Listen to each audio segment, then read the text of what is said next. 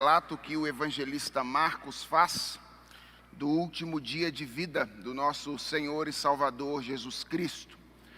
Nosso objetivo ao longo dessa semana é meditar em um dos relatos bíblicos do sofrimento do último dia do nosso Redentor e extrair desse relato feito pelo evangelista Marcos algumas lições para a nossa vida cristã, para a nossa relação com Deus no mundo. Ontem nós consideramos o relato que Marcos faz do evento do Getsemane, o evento que abre o último dia de vida do nosso Redentor. Procuramos destacar o sofrimento emocional de Jesus Cristo no jardim do Getsemane. Meditamos na sua prisão, na traição. Meditamos sobretudo no abandono de Jesus Cristo por parte do grupo apostólico e também para além dele, abandono representado na figura daquele jovem enrolado em um lençol que abandona também o Senhor Jesus, que ao que tudo indica é uma confissão do evangelista Marcos feita no capítulo 14. Hoje nós vamos meditar no julgamento do nosso Redentor. E para isso eu os convido a abrir a palavra de Deus no Evangelho de Marcos, no capítulo 15. E nós vamos ler os versos de 1 a 15. Marcos capítulo 15, versos de 1 a 15, é o relato que Marcos faz do julgamento de Jesus Cristo. Abra aí a sua Bíblia, encontre aí no seu aplicativo eletrônico, Marcos capítulo 15, do verso 1 até o verso de número 15.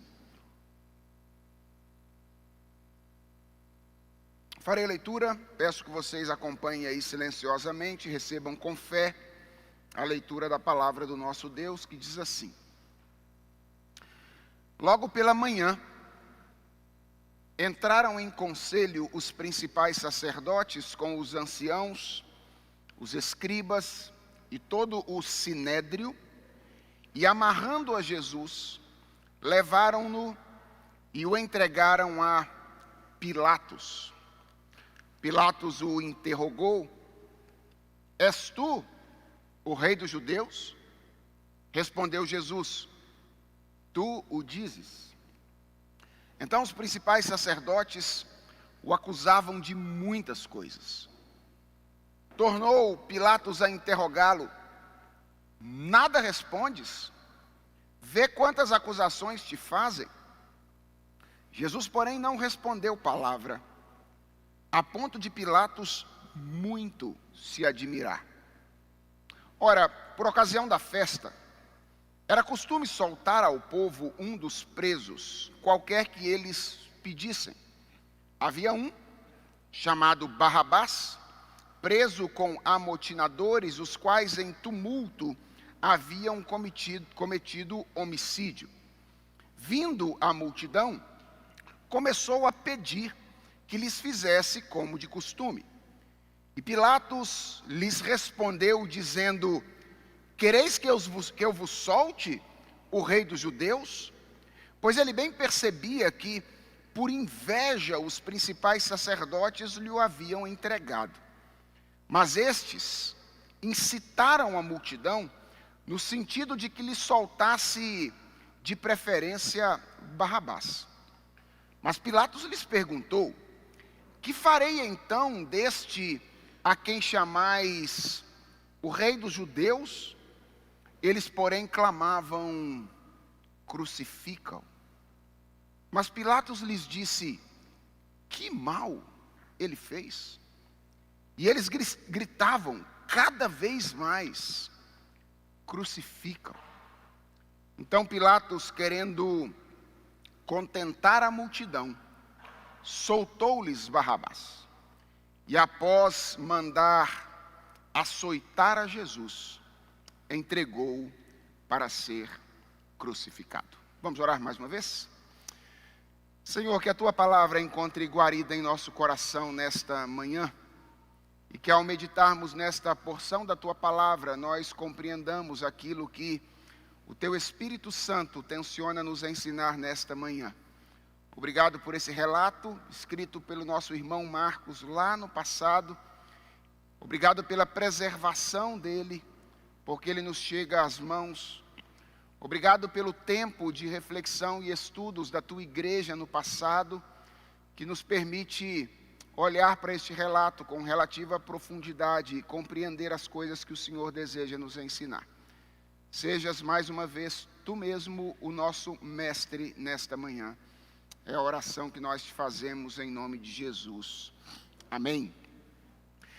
Irmãos, para nós compreendermos bem este relato do Evangelho de Marcos, eu diria, para compreendermos bem todos os relatos dos Evangelhos, é importante nós sabermos que os Evangelhos não são biografias científicas, como as biografias que nós costumamos ler em nossos dias. Quando a gente pega uma biografia para ler nos nossos dias, a gente deseja conhecer com exatidão a ordem em que os fatos aconteceram e o detalhamento dos eventos. Uma boa biografia é aquela que nos dá muitas curiosidades a respeito da vida daquele que é biografado. Pelo menos é assim que nós pensamos no mundo contemporâneo. No entanto, a preocupação primária dos evangelhos, com exceção de um deles, que é o Evangelho de Lucas, não é tanto a preocupação de oferecer um relato detalhado e um relato temporalmente ordenado dos fatos. A preocupação dos evangelhos é, na verdade, selecionar alguns acontecimentos e organizar alguns acontecimentos de acordo com uma finalidade teológica pré-determinada. Os evangelhos, eles são aquilo que nós poderíamos chamar de biografias teológicas, ou seja, eles escolhem alguns eventos relacionados à vida de Jesus Cristo e eles organizam esses eventos de um modo a dar luz, a lançar luz a uma preocupação teológica que o escritor possui. É por isso que algumas vezes a ordem em que alguns eventos aparecem nos evangelhos é uma ordem diferente. Você já se deparou com alguns eventos lendo os evangelhos e percebeu que algumas coisas que em um evangelho acontecem antes de outras ou depois de outras, em um outro evangelho não acontece exatamente naquela ordem? Aliás, alguns críticos da Bíblia percebem isso e eles acusam a escritura de erros, dizendo: olha, esse livro está cheio de erros. Aquilo que acontece numa ocasião em um evangelho não acontece em uma ocasião em outra. Irmãos, só cai nessa quem não compreendeu o gênero literário dos evangelhos. Só cai nessa argumentação quem sabe que, ou quem não sabe que a maioria dos evangelhos não está interessada em oferecer um relato na ordem exata em que os fatos aconteceram. Se você quiser descobrir a ordem exata em que os fatos aconteceram, você precisa montar um quebra-cabeça com os 4 evangelhos, e aí sim, nesta tentativa de montar o quebra-cabeça, o Evangelho de Lucas, que tem como finalidade oferecer um relato mais ordenado, ocupa um lugar central nesta sua tentativa. Eu estou dizendo isso para que você saiba que o relato que Marcos faz do julgamento de Jesus Cristo é um relato teológico. Quando a gente monta o quebra-cabeça, a gente fica sabendo, por exemplo, que há várias coisas que aconteceram, mas que Marcos não insere em seu relato. Por exemplo, Marcos começa o relato do capítulo 15 com Jesus perante o Sinédrio pela manhã. E Marcos não diz que em poucas horas durante aquela madrugada, Jesus passou, na verdade, por 6 audiências diferentes. 3 audiências na instância religiosa e 3 audiências na instância civil. Marcos começa o relato aqui com Jesus perante o sinédrio de manhã. Mas esta, na verdade, foi a última das audiências de Jesus Cristo na instância religiosa. Quando Jesus Cristo foi preso de madrugada, ele foi levado inicialmente à casa do sumo sacerdote Anás. E ali ele é interrogado pelo sumo sacerdote pela primeira vez. Da casa de Anás, Jesus é levado à casa de Caifás, onde ele é interrogado pela primeira vez pelo sinédrio. É ali na casa de Caifás, ainda durante a madrugada, que Jesus é condenado à pena de morte por blasfêmia. É na casa de Caifás que acontece aquele episódio que nós estudamos ontem, o episódio da negação de Pedro 3 vezes. O evento inicial do capítulo 15 é, na verdade, um segundo comparecimento de Jesus Cristo perante o sinédrio, que acontece nas primeiras horas da manhã daquele dia. Da mesma forma, Jesus não esteve apenas uma vez perante Pilatos, como nós lemos no capítulo 15 de Marcos. Jesus esteve 2 vezes perante Pilatos para ser julgado e interrogado por ele. E entre as 2 vezes que Jesus esteve perante Pilatos, ele esteve perante um outro governador, a figura de Herodes. Então, em poucas horas, Jesus passou por 6 audiências judiciais, 3 no juízo religioso, 3 no juízo civil, com a finalidade de ser interrogado e julgado por essas instâncias. Marcos não nos dá todas essas informações aqui. E ele não faz isso porque ele não as tinha. Se alguém sabia o que aconteceu naquela noite, esse alguém era Pedro. Pedro acompanhou Jesus Cristo durante todos os seus passos, ainda que de longe naquela ocasião. E Pedro foi quem relatou a Marcos os eventos que estão escritos nesse evangelho. Marcos não nos conta isso, ou não deixa de nos contar essas coisas porque ele não sabia. Ele faz isso porque ele tem um objetivo teológico ao relatar o julgamento de Jesus Cristo. Ele deseja enfatizar alguma coisa específica para a qual ele estrutura e escolhe a dedo os eventos do seu relato. E o que é que Marcos deseja nos mostrar ao contar o julgamento de Jesus Cristo? Eu acredito que há basicamente 2 grandes lições que Marcos deseja que nós entendamos ao ler este relato. Uma lição mais explícita e outra lição mais implícita. O que Marcos deseja que nós saibamos é, em primeiro lugar, explicitamente, que o julgamento de Jesus Cristo é uma amostra, ou foi uma amostra do conluio humano contra Deus e contra o seu ungido. Lembra do que o Salmo 2 diz estar acontecendo contra o Senhor? Que os reis da terra se levantam contra o Senhor e o seu ungido, dizendo, sacudamos de nós as suas algemas. Marcos deseja nos mostrar que o julgamento de Jesus Cristo é uma grande ilustração deste conluio das autoridades humanas contra Deus e contra o seu ungido. Mas implicitamente, Marcos deseja nos mostrar que este evento, que é uma amostra do conluio humano contra Deus e contra o seu ungido, é ao mesmo tempo uma grande ilustração do amor de Deus pelos pecadores. Essas são as 2 coisas que Marcos deseja nos mostrar, e é isso que nós vamos ver enquanto nós olhamos para esses 15 primeiros versos do capítulo 15 do Evangelho de Marcos. Percebam aí que o relato que Marcos faz do julgamento de Jesus, ele se estrutura basicamente a partir da participação de 3 diferentes grupos neste julgamento. O relato começa com Jesus Cristo perante o Sinédrio.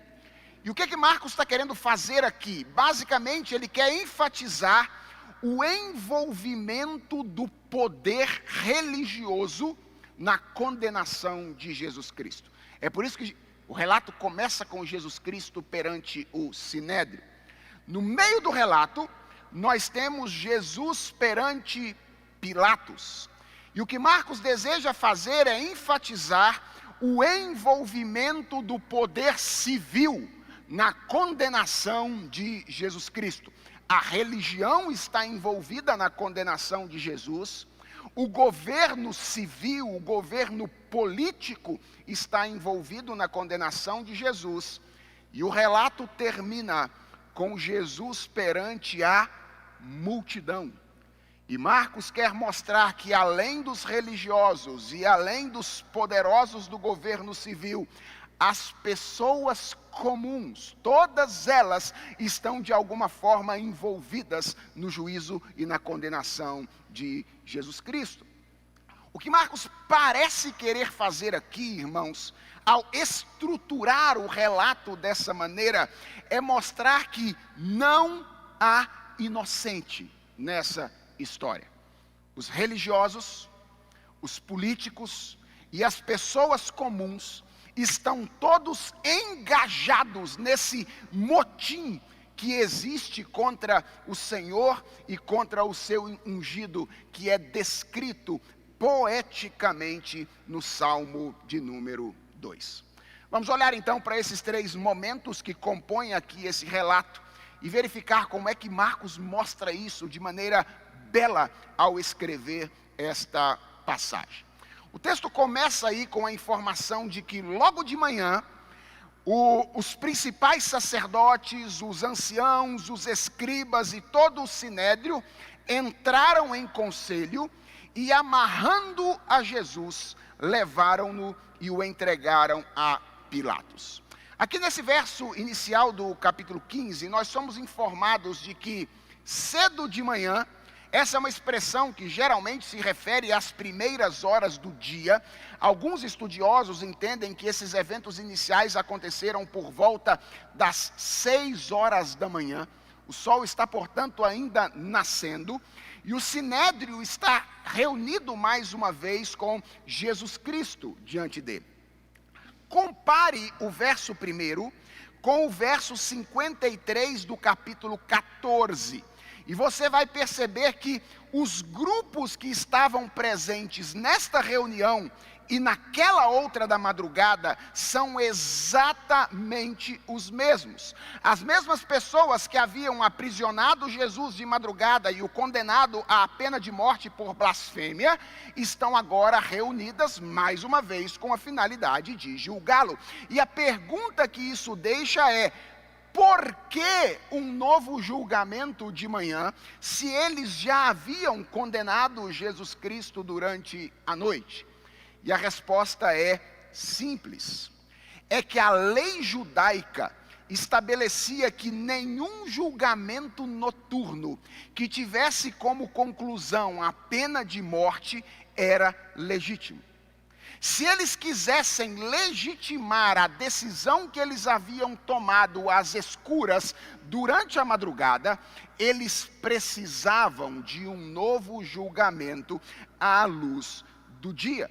E foi por isso que eles, logo de manhã, começaram reunidos para julgar Jesus Cristo. E o que eu quero que você perceba de início é que esse julgamento foi um julgamento meramente formal. A decisão já estava tomada. Mas eles estão reunidos pela manhã com a finalidade de formalizar o que eles já haviam decidido. O que combina bastante com a índole dessas pessoas com as quais Jesus se indispôs inúmeras vezes ao longo do seu ministério. Se você já leu os evangelhos, você sabe que a principal razão pela qual Jesus não se dava bem com a liderança do judaísmo da sua época era o legalismo deles.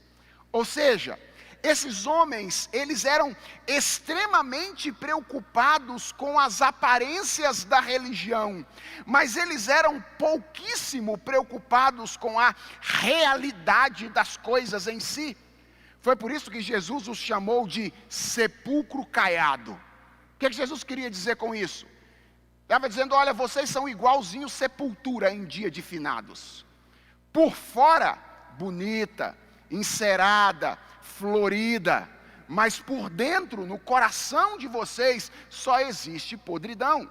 Jesus acusou esses líderes religiosos de lavarem o copo por fora e beberem com o copo sujo por dentro.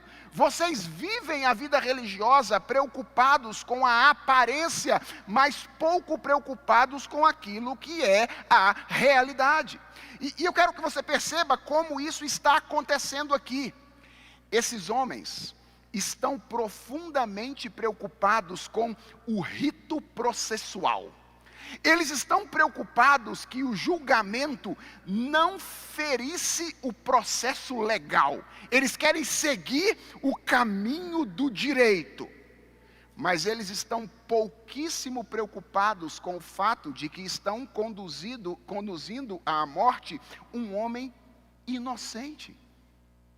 E estão fazendo isso através de mentiras que eles mesmos haviam colocado na boca das falsas testemunhas. Sepulcro caiados. Gente, líderes religiosos que vivem a vida religiosa por mera aparência, sem se preocupar com as coisas, ou como as coisas devem ser na realidade. Então, esse julgamento matinal era uma tentativa de esconder a corrupção deles. Mas, obviamente, irmãos, eles não conseguem fazer isso. O restante do relato mostra com clareza que esses homens, em primeiro lugar, não estavam verdadeiramente preocupados com a justiça. Eles já haviam condenado Jesus Cristo. Eles estão apenas ratificando a decisão tomada em um horário em que o tribunal não podia funcionar. E tem um outro detalhe, atenção a isso.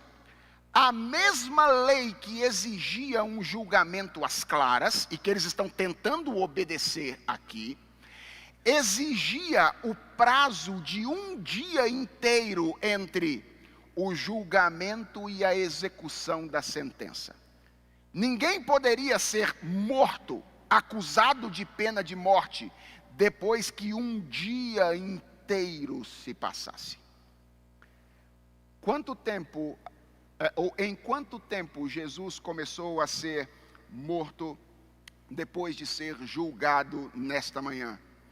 Em menos de 3 horas. Esses homens não estavam preocupados com cumprir a lei. E sabe qual foi a razão pela qual eles se apressaram tanto para que Jesus pudesse ser morto naquele dia? Eles tinham uma razão religiosa para tal. É que o dia seguinte era sábado. E eles precisavam fazer todas as coisas antes que o sol daquele dia se pusesse. Porque se o sol se pusesse naquele dia, eles não poderiam guardar o sábado como a lei religiosa daqueles homens prescrevia. O que mostra, irmãos, como embora as coisas da religião podem nos ser extremamente úteis para nos aproximar de Deus, quando nós começamos a nos relacionar com elas como fins e não como meios, elas se tornam grandes empecilhos espirituais para nós. Esses homens eram os homens da religião. Eles eram os pastores da época, eles eram os homens da lei, os homens que conheciam a revelação, que conheciam a palavra de Deus, mas eles não estavam se relacionando com toda essa estrutura religiosa como um meio para um fim, que era a relação com Deus. Eles estavam se relacionando com elas como se elas fossem um fim em si mesmo. E a religião, ou as coisas da religião, mataram a verdadeira religião no coração deles. Eles precisavam que o inocente fosse morto rápido para que a guarda do sábado não fosse comprometida. Além de não estarem preocupados com a justiça, esses homens não estão preocupados com a verdade. Qual foi o motivo da condenação de Jesus Cristo no Sinédrio? Vocês se lembram qual foi o motivo? Blasfêmia. É o que diz o capítulo 14, versos 63 a 64. O sumo sacerdote pergunta a Jesus Cristo: tu és filho de Deus? E ele diz: eu sou filho de Deus, e você vai me ver assentado ao lado à direita de Deus, vindo sobre as nuvens em poder e glória. E então o sumo sacerdote rasga suas vestes e diz: blasfêmia! Isso era o que precisávamos para que ele fosse condenado à morte. Mas quais são as acusações que eles apresentam perante Pilatos? Não é acusação de blasfêmia. Se você der uma olhada em Lucas, no capítulo 23, verso de número 2, no relato paralelo que Lucas faz, você vai perceber que quando eles se aproximam diante de Pilatos, eles acusam Jesus de 3 coisas. Primeiro, de intitular-se rei. Em segundo lugar, de incitar pessoas contra Roma. E em terceiro lugar, de proibir as pessoas de pagarem tributo ao império. Em síntese, a acusação que esses homens apresentam perante Pilatos é a de que Jesus era um revolucionário, era um rebelde, um homem politicamente perigoso para a autoridade do Império Romano. E a minha pergunta é: por que eles mudam a acusação? Ora, simples. Porque a acusação de blasfêmia não tinha absolutamente nenhuma importância para Roma. Se eles se apresentassem diante de Pilatos e disserem: esse homem é um blasfemo, nós queremos matá-lo porque ele é um blasfemo, Pilatos olharia para eles e diria: isso é coisa da religião de vocês, vocês por favor lidem com a religião de vocês e não me metam nisso. Então, quando eles se aproximam diante de Pilatos, precisando do apoio de Roma para sacrificar o Senhor Jesus Cristo, eles precisam encontrar acusações que seriam levadas em conta pelo Império Romano em um possível julgamento. E sabe o que é mais curioso? É que essas acusações são abertamente contrárias ao ensino de Jesus Cristo, e esses homens sabiam disso. Sabem por quê? Porque 3 dias antes, esses homens tinham se aproximado de Jesus Cristo, e naquela época eles o fizeram de maneira absolutamente elogiosa, como fazem pessoas hipócritas, como fazem pessoas falsas. Eles se apresentaram dizendo: és mestre em Israel e julgas pela verdade. 3 dias antes, para perguntar: é lícito pagar tributo a César? Esses mesmos homens haviam se apresentado diante de Jesus. E Jesus havia respondido a essa questão de maneira claramente contrária à acusação que lhe está sendo imputada agora. Jesus olhou para eles e disse: alguém tem uma moeda? E aí deram para Jesus uma moeda. Jesus pegou a moeda, olhou para eles e disse: de quem é essa imagem? E alguém disse: de César. Então Jesus disse: dai a César o que é de César, e a Deus o que é de Deus. Esses homens sabiam disso, mas eles não tinham comprometimento com a justiça, assim como eles não tinham comprometimento com a verdade, assim como eles não tinham nenhum tipo de comprometimento com as próprias pessoas. No final do relato, e nós veremos isso com um pouquinho mais de detalhamento depois, Pilatos vai colocar nas mãos da multidão a escolha do que fazer com Jesus Cristo naquela ocasião. E Marcos vai mostrar para nós que a multidão unânime clama pela crucificação de Jesus Cristo. E qual é a razão que Marcos dá para que a multidão fizesse isso? É que ela havia sido incitada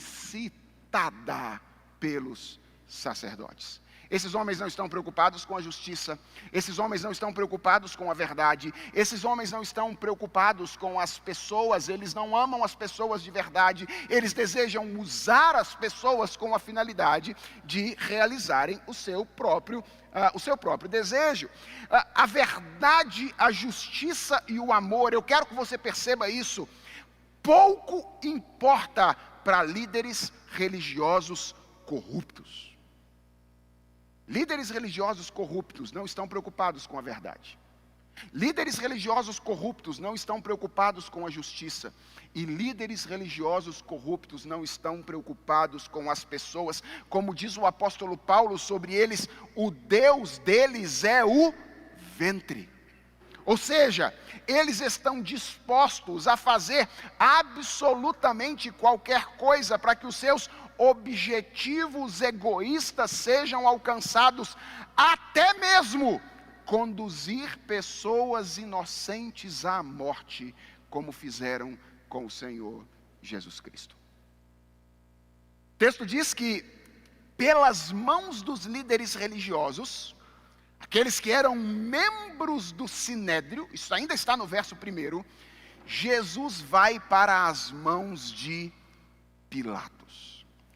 E, irmãos, isso não deixa de ser algo irônico, porque ao entregar Jesus a Pilatos, os líderes religiosos estavam, sem querer, atestando a identidade messiânica de Jesus Cristo, cumprindo ao pé da letra o que Jesus disse que haveria de acontecer.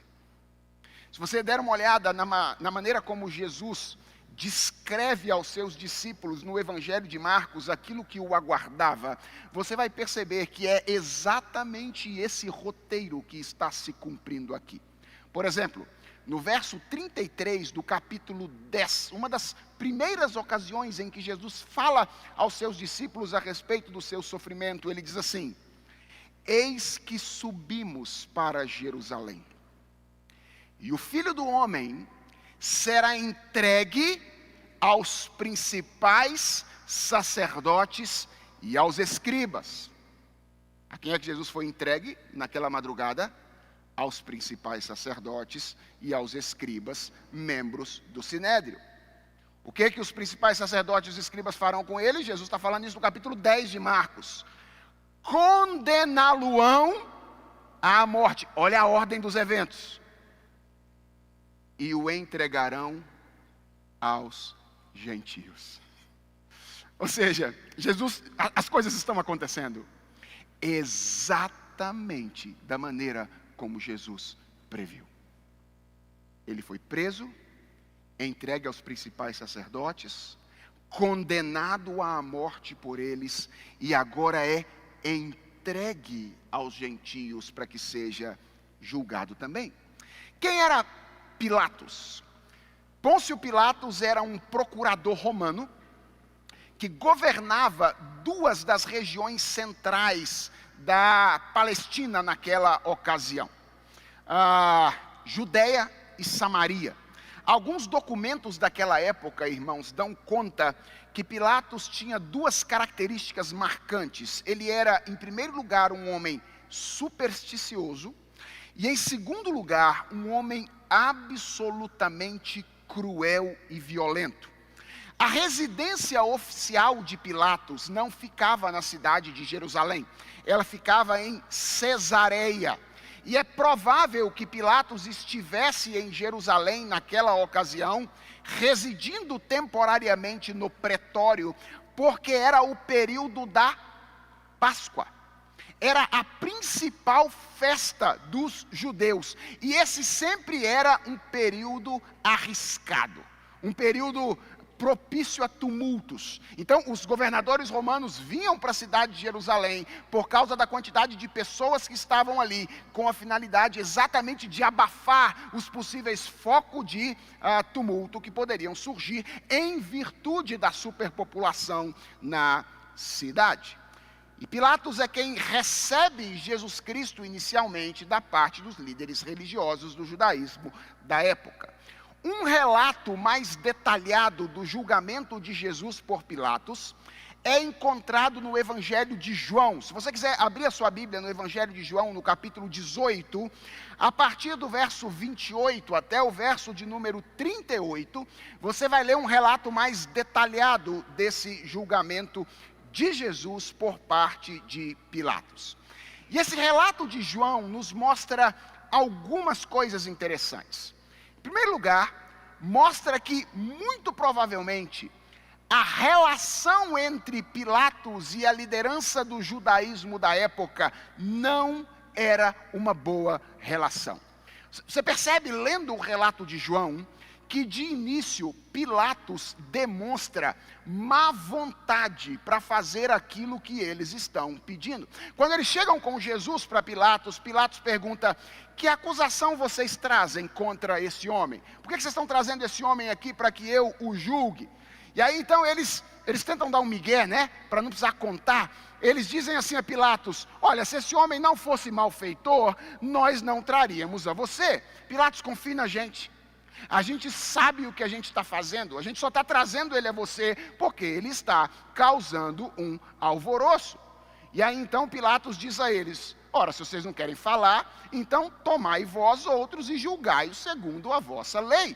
Então, se vocês não querem contar para mim o que ele está fazendo, então julguem esse homem conforme a lei de vocês. Por que é que os líderes religiosos de Israel não se contentavam, do judaísmo, não se contentavam com isso naquela ocasião? Porque a lei deles não lhes permitia matar como eles gostariam. Eles precisavam do apoio de Roma para que a pena de morte fosse executada. Então Pilatos diz: olha, julguem vocês esse homem. E aí então eles declaram isso com clareza. Veja como é que nas entrelinhas a maldade desses homens sobressai. Eles dizem: a nós não nos é lícito matar ninguém. Pilatos, o que a gente quer fazer é matar esse cara. E a gente precisa de você para que isso aconteça. Mas João diz que isso aconteceu para que se cumprisse a palavra de Jesus Cristo, significando o modo por que ele haveria de morrer. Então parece que a relação entre Pilatos e a liderança religiosa da época não era uma boa relação. Ele reluta em receber Jesus a princípio para julgá-lo. Mas diante da insistência dos líderes religiosos, ele resolve interrogar a Jesus Cristo. E o relato de João, irmãos, nos mostra com clareza que Pilatos termina o interrogatório convencido da inocência de Jesus Cristo. Ele começa o interrogatório com uma pergunta: és tu o rei dos judeus? E a ênfase da pergunta está no tu, ok? O que Pilatos está querendo dizer é o seguinte: você acabado desse jeito aí, amarrado, trazido por essas pessoas, você é o rei dos judeus? E aí Jesus então olha para Pilatos e responde: vem de ti mesmo essa pergunta, ou tu disseram outros ao meu respeito? Ou seja, Jesus está dizendo para Pilatos: essa pergunta é honesta? Ou você está fazendo essa pergunta apenas com uma finalidade de exercer a maldade de outras pessoas contra mim? O que Jesus está dizendo para Pilatos é: depende. És tu o rei dos judeus? Jesus diz: depende. O que você de fato quer saber? Quem é que está perguntando? Que tipo de reinado você tem em mente? Jesus não responde de cara, mas Jesus oferece uma pergunta que leva Pilatos a um tipo de reflexão. E então Pilatos responde a Jesus Cristo dizendo: porventura eu sou judeu? Você acha que eu estou interessado nisso por mim mesmo? É isso que Pilatos está dizendo. A tua própria gente e os principais sacerdotes é que te entregaram a mim. O que é que fizeste? Pilatos está dizendo: Jesus, presta atenção, meu filho, eu não estou interessado em você não. Você caiu nas minhas mãos. Eu tenho que julgar você. Foi o seu povo que te trouxe aqui. E eu estou querendo entender o que é que você fez. E aí Jesus então responde a Pilatos a essa segunda indagação dizendo: o meu reino não é desse mundo. Se o meu reino fosse desse mundo, os meus ministros se empenhariam por mim para que eu não fosse entregue aos judeus, mas agora o meu reino não é daqui. Ele diz: Pilatos, assim como você entende estar aqui por acaso, deixa eu lhe dizer uma coisa, eu não sou esse tipo de rei que você acha que eu sou. Eu não sou esse tipo de rei. Pilatos, se eu fosse aquilo que os meus compatriotas estão dizendo que eu sou, um homem insidioso, rebelde, que ajunta outras pessoas com a finalidade de se rebelar contra o Império Romano, você acha que eu estaria aqui sozinho nesse momento? Os meus seguidores não estariam por aí tentando arrombar as portas do pretório com a finalidade de entrar e me tirar aqui de dentro das suas mãos? O meu reino não é desse mundo. Então, ao mesmo tempo em que Jesus Cristo responde a Pilatos dizendo: eu não sou o tipo de rei que você pensa, ele declara a sua realeza. Aliás, há algo sutil nas palavras de Jesus Cristo aqui. Ele diz: agora o meu reino não é daqui. O que significa isso? Que haverá um outro momento no qual eu vou dominar essas coisas aqui e o meu reino será estabelecido neste lugar. Ele será visível para todas as pessoas. Então Pilatos percebe o que Jesus estava dizendo e diz: então és rei.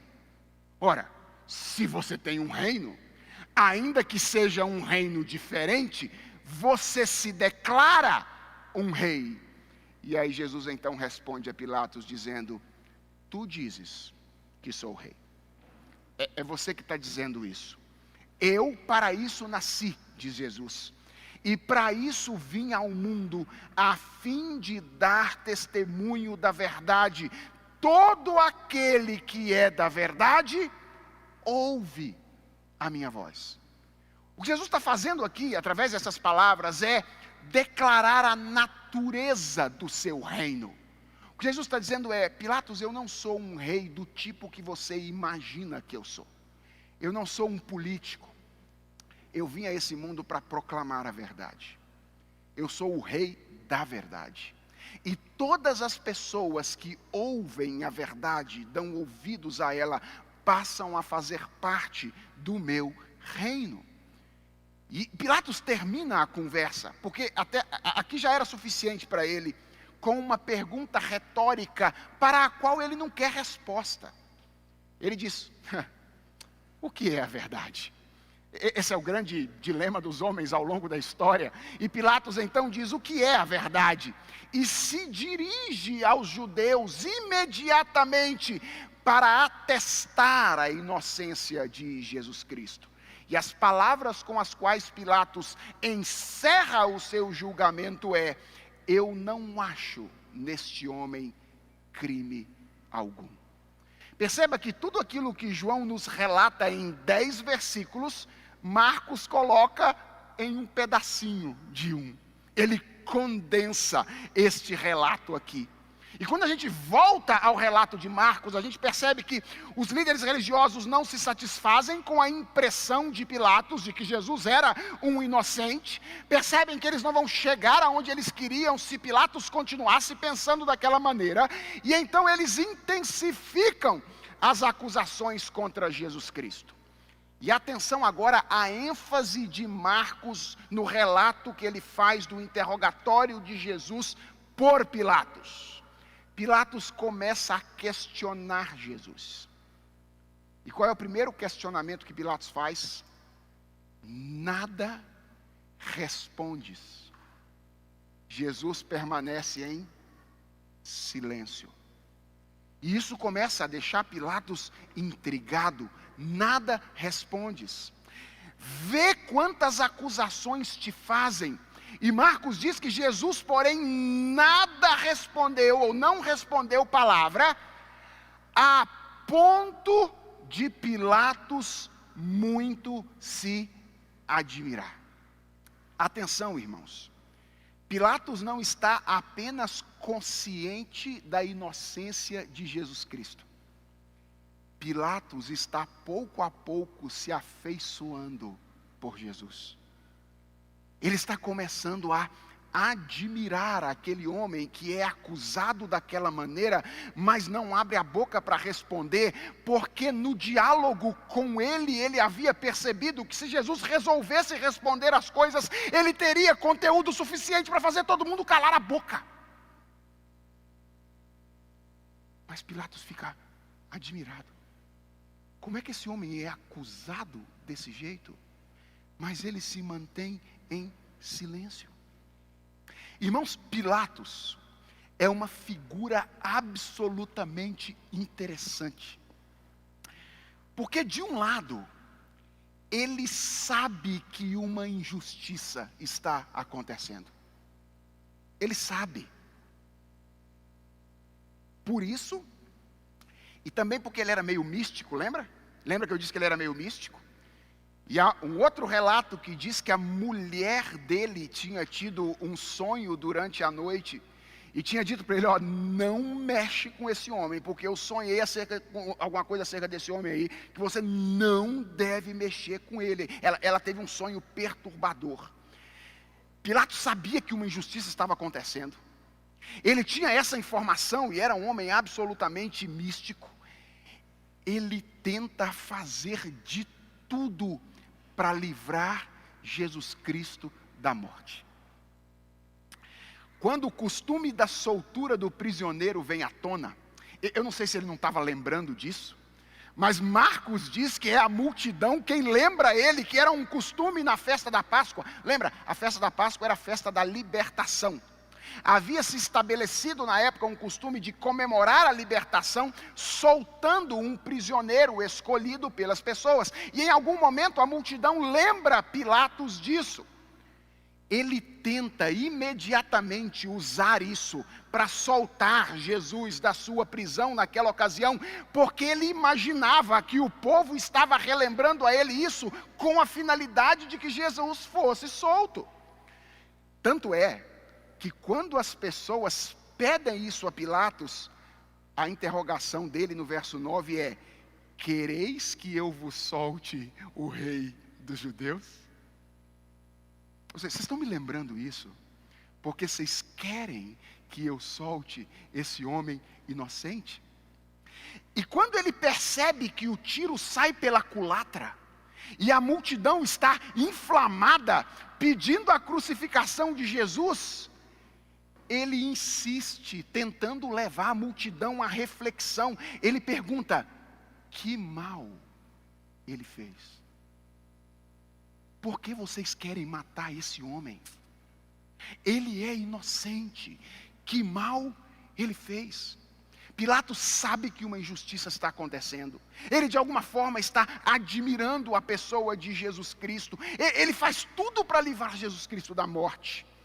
Mas ele também está tomado pelas suas inclinações pecaminosas. E no seu caso, essas inclinações o conduzem a uma liderança fraca e omissa.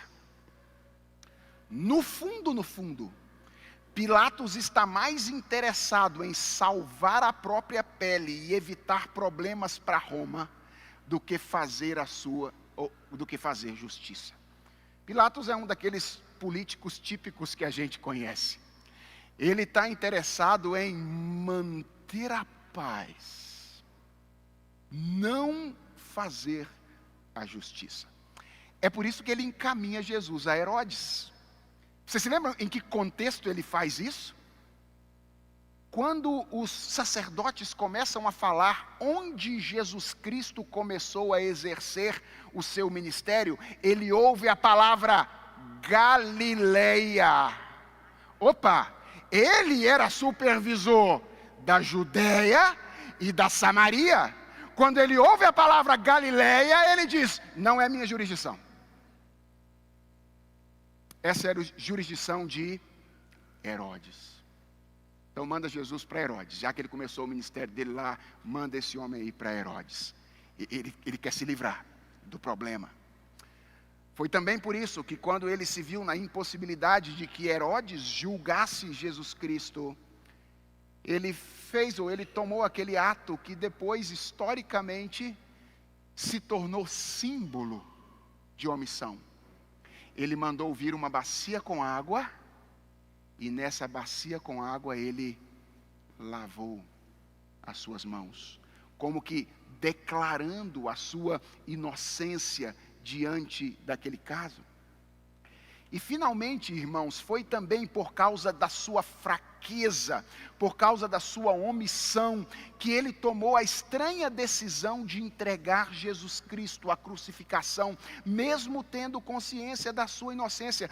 Pilatos agiu como um político fraco.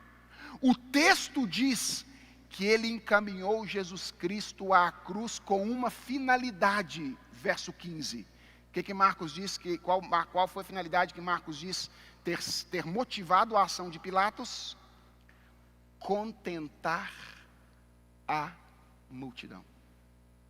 Por que ele entregou Jesus Cristo à morte? Porque ele estava vendo um povo aceso, pedindo a morte de um homem inocente. E ele compactuou com aquilo que estava acontecendo ao entregar o inocente Jesus Cristo à multidão para que ela própria o julgasse. A multidão, aliás, é o terceiro grupo que participa aqui nesse relato do julgamento e da condenação de Jesus naquela manhã. E se você é um bom leitor, você já percebeu que ela entra aqui na equação, como geralmente é comum, no meio de uma briga de poder, certo? Os sacerdotes querem condenar Jesus. E para isso eles querem usar a multidão. Pilatos deseja salvar Jesus. E para isso ele está disposto também a usar a multidão se for preciso. De certa forma, Marcos quer chamar a nossa atenção para o fato de que a multidão pode ser, num certo sentido, considerada massa de manobra na mão dos líderes. Mas a maneira como Marcos relata os fatos também mostra que ele deseja evidenciar a participação ativa da multidão naquele julgamento. Participação ativa que começa no verso de número 8. Eu já disse a vocês, quem foi que lembrou a Pilatos do costume de soltar um prisioneiro naquela festa? Foi a multidão. E a pergunta é, por que o povo fez essa sugestão?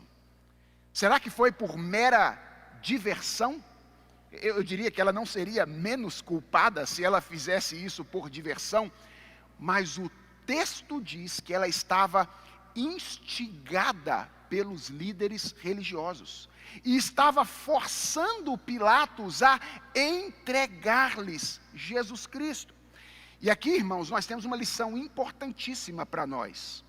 Frequentemente nós imaginamos que se nós somos instigados a fazer alguma coisa, então nós não somos responsáveis. Isso é um equívoco.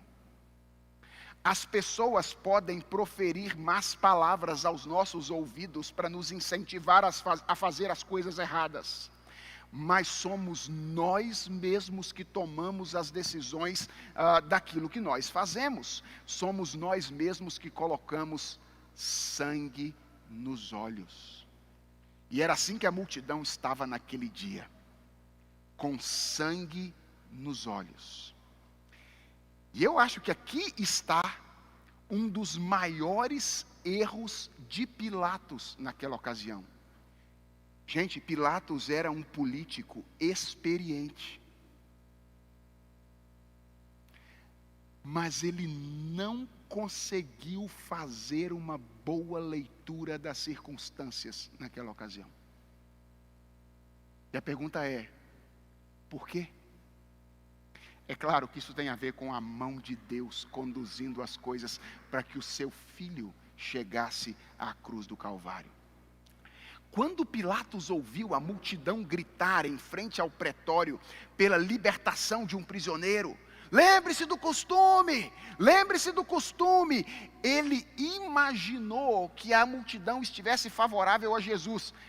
Veja, não é tão absurdo pensar isso, tá?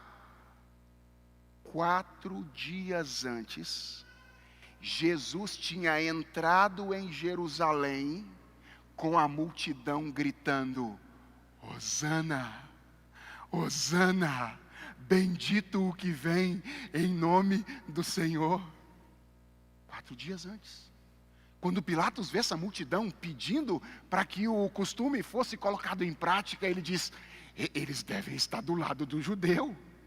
Eles devem estar do lado do nazareno.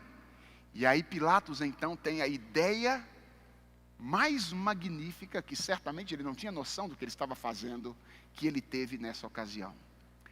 Ele resolveu relacionar 2 processos naquele costume de libertar o prisioneiro. O processo de Jesus e o processo de um criminoso chamado Barrabás. Esse sim, um homem perigoso, possivelmente um zelote, que era um partido revolucionário daquela época, que tinha se envolvido em uma tentativa de motim contra Roma e havia cometido ou participado de um assassinato. Barrabás já tinha sido, atenção, julgado, condenado e estava no corredor da morte aguardando a execução. Pilatos teve a magnífica ideia. Ele pensou: sei como resolvo a questão desse judeu. Levo a possibilidade de escolha à multidão. Um criminoso conhecido de um lado e um homem que há 3 ou 4 dias entrou saudado em Jerusalém de outro. Eles vão escolher pela condenação do primeiro e vão libertar o segundo. Pilatos havia se esquecido de que a multidão era a parte mais inconstante daquela equação. E quando ele perguntou: quereis que eu vos solte o rei dos judeus? A multidão unânime clamou: solte-nos Barrabás.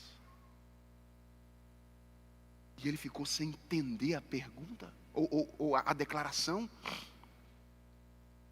e perguntou, dando ainda mais poder à multidão: o que farei de Jesus chamado o Cristo? Líder fraco, líder omisso. Essa não era uma decisão a ser compartilhada, era a decisão dele. Mas ele olha as pessoas gritando e ele diz: ok, vocês querem Barrabás? Então o que eu faço com Jesus chamado Cristo? E diz o texto que a multidão gritava: crucificam, crucificam. Pilatos parece ficar desesperado. E aí ele quer agora estabelecer um diálogo com a multidão. Ele tenta chamar a multidão à sensatez. Ele fala: vocês não estão percebendo o que vocês estão fazendo. Que mal esse homem fez. E a essa altura, irmãos, a multidão já estava tomada de sangue nos olhos. E o texto diz que ela só gritava cada vez mais intensamente: crucificam, crucificam. E essas pessoas estavam tão comprometidas com essa decisão, para que fique claro para todos nós que elas não são mera massa de manobra na mão das autoridades. Que quando Pilatos lava as suas mãos tentando comunicar a sua inocência, unanimemente essa multidão grita: que o sangue deste homem caia sobre nós e sobre os nossos filhos. Ou seja, Pilatos, nós aceitamos a sua inocência. É isso que a multidão está dizendo. Embora Deus não a aceitasse, a multidão está dizendo: nós aceitamos a sua inocência. Se você não está à vontade para condenar esse homem à morte de cruz, derrame sobre nós e sobre os nossos filhos o sangue desse homem.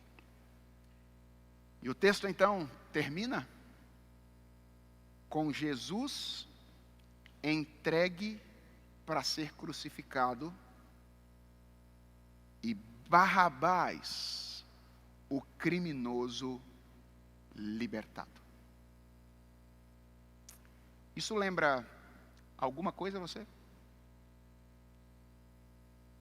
Sim? Deus planejou o julgamento de Jesus Cristo como um vívido retrato do Evangelho. O justo no lugar do injusto. E sabe o que significa Barrabás? Vou lembrar duas passagens para que você se lembre qual é o significado de Barrabás. Quando Pedro disse: tu és o Cristo, o Filho do Deus vivo, Jesus disse a Pedro: bem-aventurado és Simão Bar-Jonas. O que significa Bar-Jonas? Filho de Jonas. Portanto, a primeira palavra que compõe o nome de Barrabás chama filho de. Quando Jesus orava em intimidade com o Pai, ele dizia Abba. Essa é a segunda palavra que compõe o nome de Barrabás. Filho do Pai. Eu não estou querendo dizer com isso que Barrabás tenha sido salvo, certo? Não estou querendo dizer com isso. Mas estou querendo dizer com isso que Jesus, ou que Deus o Pai, planejou o julgamento de Jesus Cristo para que nós soubéssemos duas coisas. Primeiro, que Jesus Cristo foi levado à cruz do Calvário por meio de um motim humano que uniu os líderes religiosos, os políticos e todas as pessoas comuns. Não há inocente na condução do Filho de Deus à cruz do Calvário. Mas quando essas pessoas se reuniram para conduzir o Filho de Deus à cruz do Calvário, eles não estavam fazendo mais do que aquilo que havia sido na eternidade planejado pelo Pai para a salvação dos seus filhos. O justo é entregue no lugar do injusto, para que, enquanto o justo desfruta, se essa palavra pode ser usada, ou recebe a ira e o castigo de Deus, os injustos recebam perdão e vida. Liberdade. O nome disso é graça. O nome disso é misericórdia. E isso é o Evangelho. Irmãos, nós vivemos em um tempo em que evangélicos no Brasil têm uma visão absolutamente equivocada do que é o Evangelho. Nós vivemos o tempo inteiro como se nós precisássemos fazer alguma coisa para que Deus se movimente em nosso favor. Como se nós pudéssemos fazer alguma coisa que possa atrair o amor de Deus por nós. Quem era Barrabás? Barrabás era o condenado que merecia a cruz. Mas o Filho de Deus assumiu a cruz que pertencia a Barrabás naquele dia. Esse é um retrato daquilo que o Filho de Deus fez por mim e por você. Nós merecíamos receber o justo castigo de Deus, mas Ele assumiu esse castigo para que nós pudéssemos desfrutar de vida e de liberdade. E isto é graça, isto é misericórdia. O que é que você precisa fazer para que Deus ame você? Nada. Deus te ama por graça. Deus te ama por misericórdia. Isso não significa que você possa continuar vivendo do mesmo jeito depois que foi atingido pela graça de Deus. Mas atenção, a sua obediência não é um meio através do qual você conquista o favor divino. A sua obediência é o meio através do qual você manifesta a sua gratidão pelo favor divino que você já recebeu. Não sou eu tentando conquistar o amor de Deus. Sou eu tentando agradecer a manifestação da graça e da misericórdia de Deus por meio da minha obediência. E é isso que explica o silêncio de Jesus Cristo naquela ocasião. Quando a gente olha para Jesus Cristo silencioso naquele dia, a nossa tendência imediata é identificar isso como um sinal de fraqueza. E sim, talvez Jesus estivesse desejando comunicar o seu estado de humilhação ao ficar calado. Mas irmãos, posso lhes dizer uma coisa? O silêncio de Jesus Cristo é absolutamente revelador da sua força. E você sabe disso, sabe por quê? Porque em grau infinitamente menor, você já experimentou isso. Você sabe que existem ocasiões em que a gente tem que fazer mais força para ficar calado do que para falar. E nessas ocasiões, se o nosso silêncio falasse, ele seria mais barulhento do que qualquer outra coisa. Isso é tão verdadeiro que a sabedoria bíblica sintetizou isso num provérbio. Ela disse: melhor é o longânimo do que o herói de guerra, e o que domina o seu espírito do que toma uma cidade. Forte não é quem sai falando a todo momento. Forte é quem, em um momento em que todo mundo esperava que ele falasse, ele consegue se calar. Pense em Jesus. Ele é o rei de toda a terra. Ele tem toda a autoridade, controle absoluto sobre todos os seres celestiais e terrenos. E de repente, atenção, ele se vê diante de um governador de um pedacinho de terra no Império Romano, onde vivia um povinho conquistado, questionando a sua autoridade, perguntando quase em tom de chacota: você é o rei dos judeus? Fosse eu responderia: dos judeus, dos caldeus, dos persas, e seu também, se você não sabe.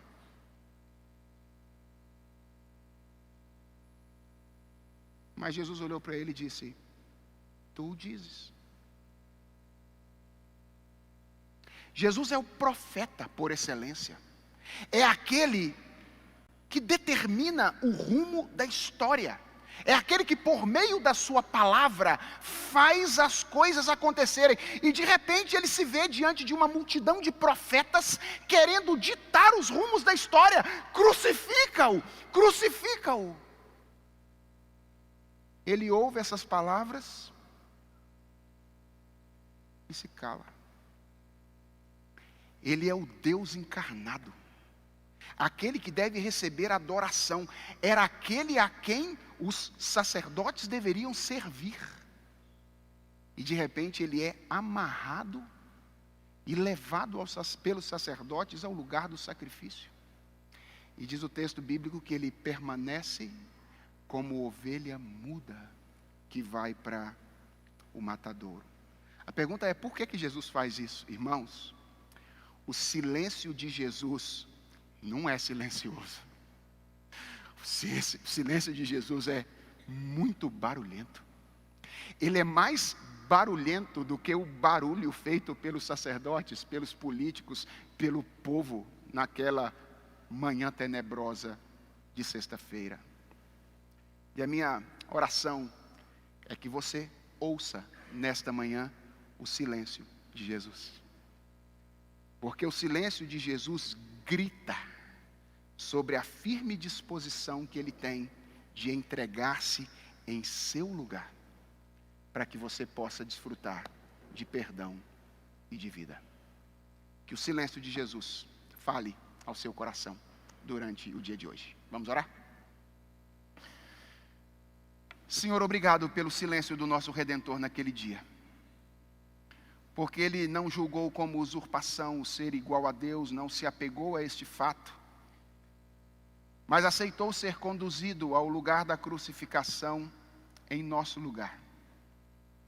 Senhor, nós sabemos que todos aqueles que estiveram envolvidos nesse julgamento daquele dia são responsáveis pelo que fizeram, haverão de pagar por aquilo que fizeram, porque o fizeram livremente, desejando o mal de um homem inocente.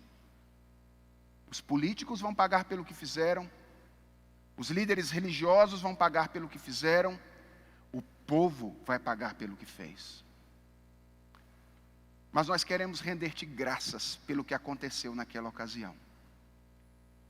E porque, de maneira sobrenatural, o teu maravilhoso plano estava se cumprindo para conduzir o cordeiro ao matadouro.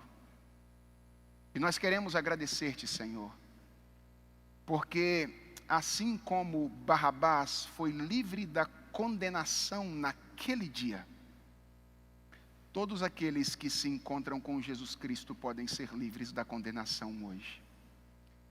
A nossa oração, Senhor, é que todos nós sejamos achados em Cristo.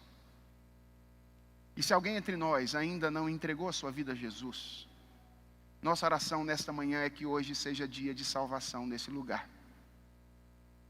Que pessoas que aqui ainda estão lutando com a sua condenação, sejam completamente libertas pela condenação do Filho de Deus. Obrigado, Senhor, porque o justo foi entregue para que nós, injustos, pudéssemos ser, de uma vez por todas, livres. Obrigado pela liberdade, obrigado pelo perdão, e ajuda-nos, ó Deus, a desfrutar da liberdade da fé, como convém àqueles que amam ao Senhor, vivendo em obediência, como forma de gratidão por aquilo que Tu fizeste por nós. É a oração que nós te fazemos, em nome de